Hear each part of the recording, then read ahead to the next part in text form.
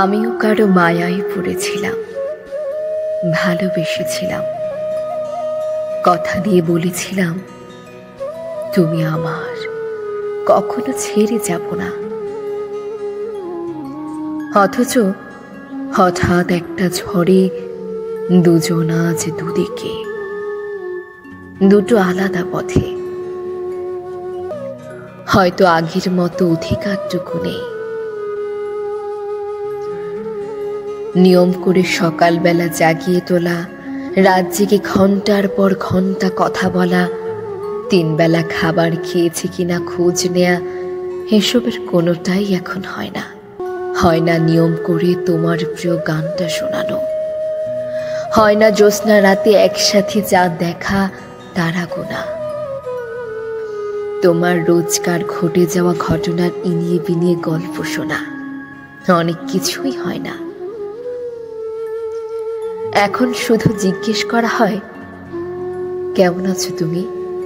সবকিছু ঠিকঠাক তো?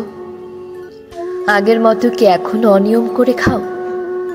যখন তখন চকলেট, আইসক্রিম, চটপটি, ফুচকা? এখনো কি গোসল সেরে চুল শুকাতে ভুলে যাও?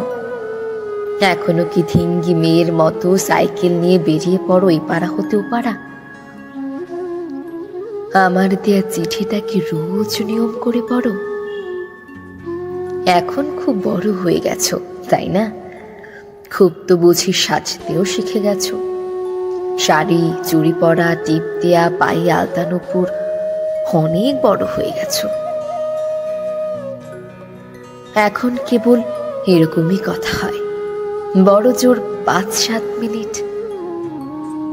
তবে কি জানো, সবার ভাগ্যে সবসময় সবটা না থাকে না। এমনও তো হয়েছিল যেন তোমার কথা না শুনলে আমার একটা দিনও কাটে না। অথচ দেখো, এখন আমি দিব্যি ভালো আছি, তোমাকে ছাড়াই ভালো আছি। তুমি আমার প্রাক্তন নও, আমার সুন্দরতম অতীত, পবিত্র ভালোবাসা। হ্যাঁ, আমার প্রাক্তন নও, অযত্নে হারিয়ে ফেলা সুন্দরতম ভালোবাসা।